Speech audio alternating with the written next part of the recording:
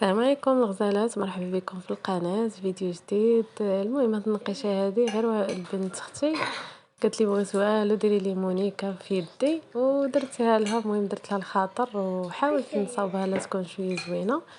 المهم في الاخير كما كتعرفوا الوليدات صغار ما كيقدروش يصبروا على الحنه، خلات تالي تمسحها بيدها. ما كنلقى ما نقول ليها صافي. ايوا المهم كنتمنى تعجبكم وشاركت معكم هذه الفكره بسيطه ديال النقش، تقدروا ديروها للبنيتات الصغار غير باش تفرحوهم. راكم عارفين يعني السن قل من 5 سنين كيبقاو ما كيبغيوش يعني النقش يكون مزيان ولا كيبغيو غير المهم هما غير يشوفوا الحنه في يديهم كيف ما كانت كيفرحوا بها.